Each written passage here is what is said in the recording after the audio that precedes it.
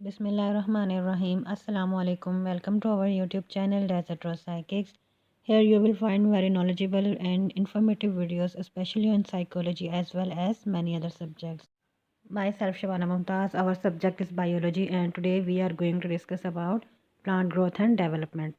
So let's move towards our topic's first aspect, that is growth. Growth, it is one of the most fundamental, conspicuous, prominent characteristic of all living beings. It is irreversible, permanent increase in size or mass of a cell, tissue, and organ of an individual, accompanied by extensive energy requiring metabolic process, anabolic process. Growth most fundamental characteristic है हर जानदार के, सब living being growth show करते हैं और conspicuous है, prominent है, तो हम इसे इजीली हर लिविंग बीइंग में ऑब्जर्व भी कर सकते हैं। ग्रोथ किसी भी लिविंग ऑर्गेनिज्म के अंदर इरिवर्सिबल परमानेंट इंक्रीज है, जो कि 3 टर्म्स में हो सकता है, जैसे कि साइज़, वॉल्यूम या मास में बढ़ सकता है। अब प्लांट में सेल साइज में इंक्रीज हो सकता है, सेल नंबर में इंक्रीमेंट हो सकता है, ऑर्गन्स जैसे लीव, ब्रांचेस या फ्लावर्स में इंक्रीज हो सकता है, या इंडिविजुअल प्लांट के मास या वेट में इंक्रीज हो सकता है। ये सब इंक्रीमेंट ग्रोथ को रिप्रेजेंट करते हैं। और इरिवर्सिबल परमानेंट इंक्रीज है मीन्स कि जिस चीज़ का, फॉर एग्जांपल लीफ का साइज़ अगर इंक्रीज हुआ है तो ऐसा नहीं है कि कल वो डिक्रीज हो जाएगा, वो इरिवर्सिबल है। Accompanied by extensive energy requiring metabolic process, it takes up energy. Growth होती है, ऑब्वियसली बात हो, तो मेटाबॉलिज्म प्रोसेस तो होता है, तो ग्रोथ में बिल्डिंग अप हो रहा है, तो means anabolic process take place करेगा, means growth requires energy. Type of growth और nature of plant growth. Plant represent open type of growth called indeterminate growth. Indeterminate plant growth is possible due to presence of meristematic tissues at certain locations in plant. Plants exhibits the ability to grow throughout their life. Plant में हमें open type growth देखने को मिलती है और animals में close type growth. Plants indeterminate growth show करते हैं, मीन्स प्लांट कंटिन्यूसली ग्रो कर सकते हैं, अनलिमिटेड ग्रो कर सकते हैं थ्रू आउट देयर लाइफ, इसलिए इस ग्रोथ को इनडिटर्मिनेट ग्रोथ कहते हैं और इसे हम ओपन फॉर्म ऑफ ग्रोथ भी कहते हैं। और उसकी रीज़न क्या है? इसकी रीज़न ये है प्लांट्स के actively dividing cells.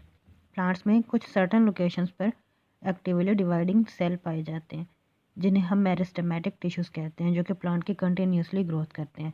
Meristematic tissues divide होने की भरपूर सलाहियत रखते हैं और उनके डिवीजन से मोर फर्दर टिश्यूज़ डेवलप होते हैं।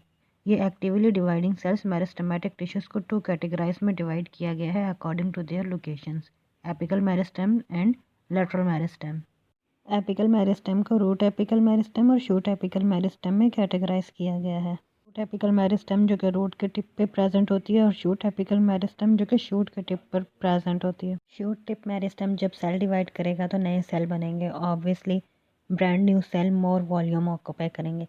सेल ज़्यादा स्पेस ऑक्यूपाई करेंगे तो शूट इंक्रीज़ होगी, तो प्लांट की लेंथ भी इंक्रीज़ होगी। यही प्रोसेस रूट्स में भी हो रहा है। रूट्स एपिकल मेरिस्टेम से जब नए सेल्स आएंगे तो वो भी वॉल्यूम ऑक्यूपाई करेंगे, तो वह रूट को सॉइल में मज़ीद पुश करेंगे नए सेल्स को वॉल्यूम देने के लिए, तो रूट्स की लेंथ में इंक्रीज़ होगा और ये ग्रोथ, ये इंक्रीमेंट लेंथ में प्राइमरी ग्रोथ कहलाती है। So apical meristem is responsible for primary growth. Lateral meristem found at the margins of stem and roots. They play a vital role in increasing the width or diameter or girth of a stem and root. It also increases the thickening of stem. Lateral meristem is responsible for secondary growth. Growth is measurable by varieties of parameters. Parameters are depend upon protoplasm content. At cellular level, increase in the protoplasm of a cell represent growth in a cell. We can measure the growth by varieties of parameters: cell size, cell numbers, length, dry and fresh weight, volume and surface area. Cell size parameter पे हम growth को कैसे major कर सकते हैं? एक single cell जब अपना साइज़ इंक्रीज़ करता है तो वो ग्रोथ शो करता है। फॉर एग्जांपल एक वाटरमेलन में 3,50,000 टाइम सिंगल सेल इंक्रीज़ करता है, means there is a huge accumulation of protoplasm in a cell.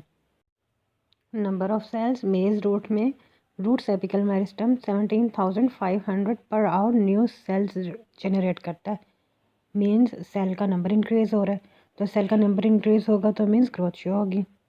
जितनी ज़्यादा लेंथ होगी रूट्स की, शूट्स की, उतनी ही ज़्यादा ग्रोथ इंडिकेट करता है। पोलन ट्यूब की लेंथ भी इंक्रीज़ करती है।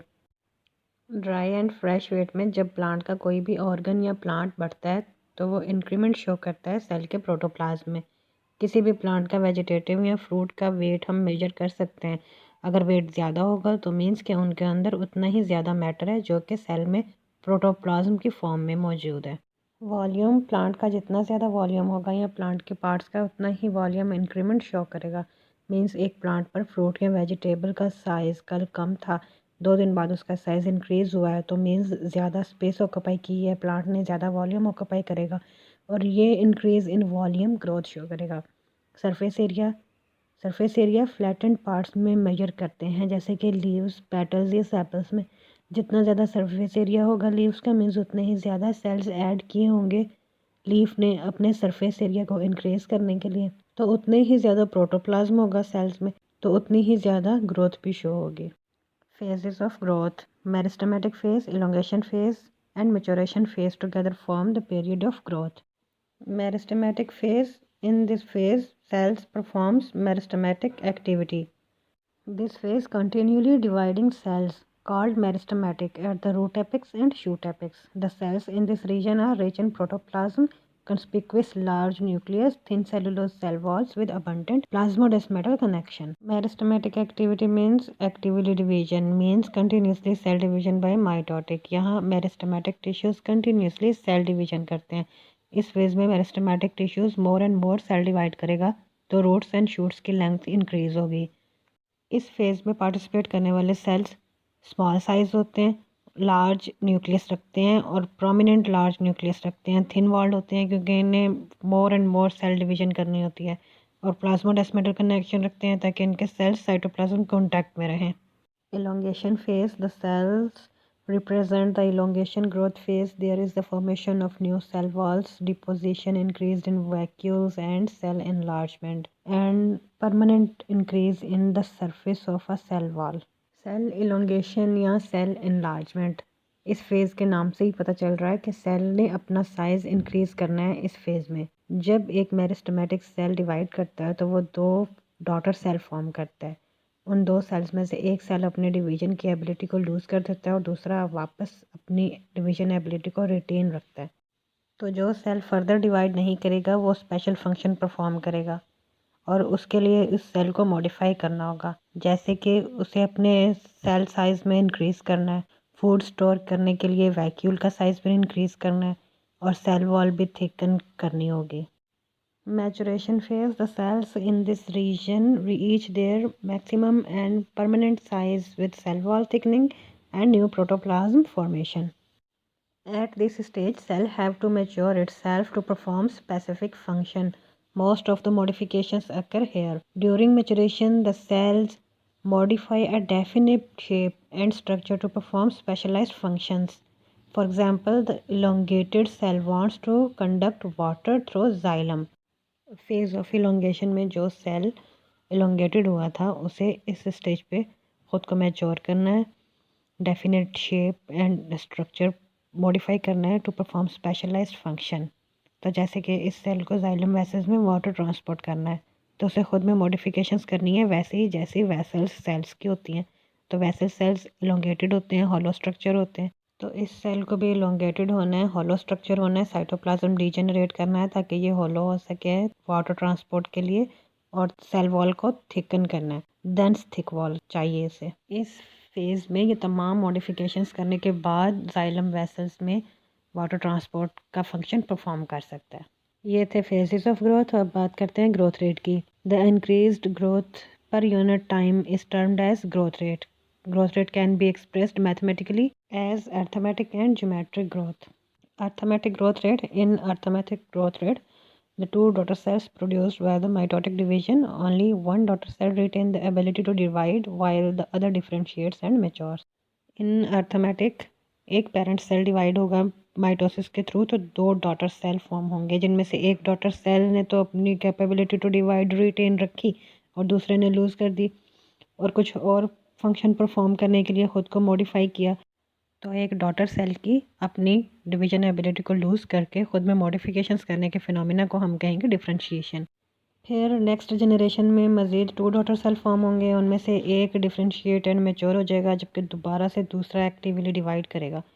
यहाँ फिक्स अमाउंट में नंबर ऑफ़ सेल्स हर जनरेशन में इंक्रीज़ होते हैं। ये हम प्लांट की ग्रोथ में ऑब्जर्व कर सकते हैं, और ग्राफिक में arithmetic growth pattern linear growth curve show करता है। इस प्रोसेस को हम मैथमेटिकल इक्वेशन से भी रिप्रेजेंट कर सकते हैं। L T is equals to L not plus R T. L is represent length, T represent time, L naught is initial length, R represent growth rate, and T time. Geometric growth. In geometric growth rate, both daughter cells retain their ability to divide. In this case, the initial growth is slow and it increases rapidly at an exponential rate. Geometric growth rate में parent sales के division से जो दो daughter cells form होते हैं वो दोनों अपने डिवीजन एबिलिटी को रिटेन रखते हैं। मीन्स यहाँ कोई भी सेल डिफ्रेंशिएट नहीं हो रहा और दोनों दोबारा से डिवाइड होने की सलाहियत रखते हैं। यहाँ हर जनरेशन में नंबर ऑफ सेल्स डबल हो रहे हैं, जैसे 2 से 4, 4 से 8, 8 से 16। ज्योमेट्रिक ग्रोथ में इनिशियल ग्रोथ स्लो होती है और जहाँ स्लो होती है उस स्टेज को हम कहते हैं लैग फेस। जैसे जैसे सेल नंबर इंक्रीज होंगे तो ग्रोथ फास्टर होती जाएगी। इस स्टेज को हम एक्सपोनेंशियल फेस कहते हैं, जहाँ मैक्सिमम ग्रोथ होगी। ज्योमेट्रिक ग्रोथ रेट ग्राफिक में सिग्मोइड कर्व या एस कर्व शो करता है। इसे हम मैथमेटिकल इक्वेशन से भी रिप्रेजेंट कर सकते हैं। W T is equals to W naught plus E R T. W represent weight, T represent time, W naught is initial weight, E is the base of natural log, R represent relative growth rate और efficiency index, and T is time taken. Now we will discuss about the terms differentiation, redifferentiation and dedifferentiation. Differentiation, a process by which primary meristematic cells lose their ability of division and become mature and perform some specific functions. As we know, meristematic cells are dividing cells. और permanent cells कौन से? Collenchyma, parenchyma, sclerenchyma, xylem, phloem. एक dividing cell अपनी division ability को loose कर दे और अपने अंदर मॉडिफिकेशंस कर ले कुछ स्पेशल फंक्शन परफॉर्म करने के लिए, तो इस फिनोमिना को हम कहेंगे डिफरेंशिएशन। जब एक प्राइमरी मेरिस्टेमेटिक सेल अंडरगो करेगा डिफरेंशिएशन तो वो नए प्राइमरी परमानेंट सेल में फॉर्म होगा, अपने अंदर मॉडिफिकेशंस करेगा, वेरिएशंस करेगा स्पेशल फंक्शन परफॉर्म करने के लिए। फॉर एग्जांपल, अगर उसे वाटर ट्रांसपोर्ट करना है, जाइलम वेसल में कन्वर्ट होना है, तो उसे ट्यूब्यूलर इलोंगेटेड स्ट्रक्चर फॉर्म करना होगा and a thick cell wall must be formed ताकि वह प्लांट को मैकेनिकल सपोर्ट प्रोवाइड कर सके। Dedifferentiation, a process in which the already differentiated cells once again regain their ability to divide under special conditions. वो process जिसमें एक differentiated cell दोबारा से अपनी डिवीजन एबिलिटी को रीगेन करे उसे हम डी डिफरेंशिएशन प्रोसेस कहते हैं। ये हर जगह देखने को नहीं मिलता, ये बहुत रेयर केसेस होते हैं। मिसाल के तौर पे डाइकोट स्टेम में कैम्बियम रिस्पॉन्सिबल होता है प्लांट की गर्थ इंक्रीज करने में। वेस्क्यूलर बंडल में जाइलम और फ्लोएम के दरमियान मेरिस्टेमेटिक टिश्यूज की एक लेयर पाई जाती है जो कि है intrafascicular cambium. Intra means within and fascicle means bundle. जब इंट्राफेसिकुलर कैम्बियम को प्लांट की गर्थ इंक्रीज करनी होती है तो the need to form complete cambium, complete round circle. तो कंप्लीट राउंड सर्कल तभी बनेगा जब सेल्स एक दूसरे के साथ कनेक्ट होंगे। तो वेस्क्यूलर बंडल के आउटसाइड पेरेन्काइमा सेल्स प्रेजेंट होते हैं। Parenchyma cells primary permanent cells हैं। तो अब ये जो सेल्स हैं primary permanent cells, parenchyma cells जो क्लोजली एसोसिएटेड होते हैं विद इंट्राफेसिकुलर कैम्बियम, इन सेल्स को प्राइमरी परमानेंट से मेरिस्टेमेटिक में डिवेलप होना होता है दोबारा से। अपनी डिवीजन कैपेबिलिटी को अगेन रीगेन करना है by the process dedifferentiation. तो जो पेरेन्काइमा सेल्स मेरिस्टेमेटिक में कन्वर्ट हुए हैं उनको हम कहेंगे interfascicular cambium. Means primary permanent tissue से सेकेंडरी मेरिस्टेमेटिक टिश्यूज बने bye the process D differentiation. Secondary meristematic tissues हम इन्हें क्यों कहेंगे? क्योंकि ये अर्ली मेरिस्टेमेटिक थे पहले, फिर उसके बाद ये प्राइमरी परमानेंट बने और फिर प्राइमरी परमानेंट से दोबारा से इन्होंने अपनी डिवीजन एबिलिटी को रीगेन किया और सेकेंडरी मेरिस्टेमेटिक टिश्यूज़ में डेवलप हुए। तो प्राइमरी परमानेंट से सेकेंडरी मेरिस्टेमेटिक टिश्यूज़ बनने के प्रोसेस को डिफरेंशिएशन कहते हैं। Redifferentiation, a process in which secondary meristematic tissues again lose their ability to divide and become differentiated. Means de-differentiated cells mature to perform specified roles and lose their ability to divide. De-differentiated cells means secondary meristematic cells अगर दोबारा permanent cells बनेंगे तो इसे हम कहेंगे redifferentiated। Mean secondary cortex या secondary xylem. और यहाँ बनने वाले permanent cells secondary permanent cells होंगे। मीन्स मेरिस्टेमेटिक सेल्स डिफ्रेंशिएट हुए तो बने primary permanent cells. Primary permanent cells dedifferentiate होंगे तो सेकेंडरी मेरिस्टेमेटिक सेल्स बनेंगे by again regain their ability to divide. Differentiated cells अगर दोबारा से डिफ्रेंशिएट होंगे तो सेकेंडरी परमानेंट सेल्स बनेंगे। ये था हमारा आज का lecture. We will discuss the rest of the details in next lecture. Till then Allah हाफिज़। अगर आप हमारे चैनल पर नए हैं तो चैनल को लाइक, सब्सक्राइब और शेयर कर दें। Thank you for watching.